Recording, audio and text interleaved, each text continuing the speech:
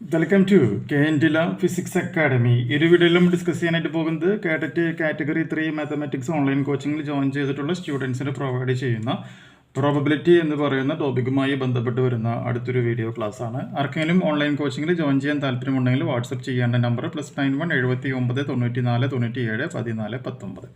Course fees എന്ന് പറയുന്നത് 10K റുപ്പീസാണ്.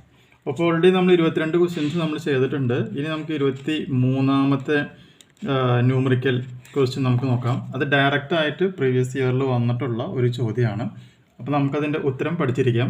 1 എന്നുള്ളതാണ് അതിൻ്റെ ആൻസർ. ഇനി അതിൽ വരുന്നത് 24ാമത്തെ ക്വസ്റ്റ്യൻ ആണ്. 24ാമത്തെ ക്വസ്റ്റ്യനും ഡയറക്റ്റ് ക്വസ്റ്റ്യൻ ആണ്. ആൻസർ പഠിച്ചിരിക്കുക 0. ഇനി അതിൽ വരുന്നത് 25ാമത്തെ ക്വസ്റ്റ്യൻ ആണ്. സോ 25ാമത്തെ ക്വസ്റ്റ്യൻ അനുസരിച്ചിട്ട് നമുക്ക് എന്ത് പറയാൻ പറ്റും? P of E plus P of E bar is equal to 1 എന്ന് പറയുന്ന ഒരു ഇക്വേഷൻ നമുക്ക് എല്ലാവർക്കും അറിയാവുന്നതാണ്. അത് മാർക്ക് ചെയ്ത് വയ്ക്കുക. ഇനി ക്വസ്റ്റ്യനിൽ തന്നിട്ടുണ്ട് P of E bar that's equal to 0.07 ആണെന്ന് തന്നിട്ടുണ്ട്. ക്ലിയർ ആണല്ലോ?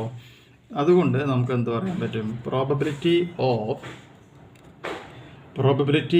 ഓഫ് നോട്ട് ഇ, അതാണ് condition. Probability of not E എന്ന് പറയുകയാണെങ്കിൽ അത് PE ബാർ ആണെന്ന് നമുക്കറിയാം. അപ്പോൾ PE ബാർ എന്ന് പറയുമ്പോൾ ഈ PE ഇങ്ങോട്ട് കൊണ്ടുപോവുക.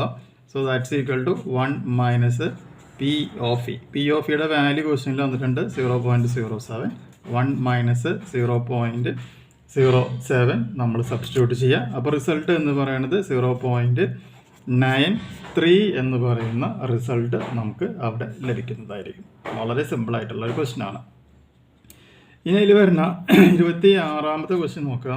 അപ്പോൾ ക്വസ്റ്റ്യൻ അനുസരിച്ചിട്ട് നമുക്ക് വന്നിട്ടുണ്ട് 2 ഈവൺ നമ്പേഴ്സ് ആണ് ഉള്ളത് 5-ന് താഴെ വരുന്നത്. അത് ഏതൊക്കെയാണ്? 2ഉം 4ഉം ആണെന്ന് പറയാനായിട്ട് പറ്റും. ശരിയല്ലേ? അപ്പോൾ നമുക്കിവിടെ എന്ത് പറയാൻ പറ്റും?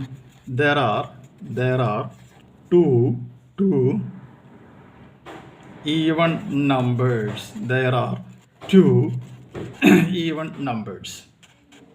അതേതൊക്കെയാണ്? 2 and 4. And which is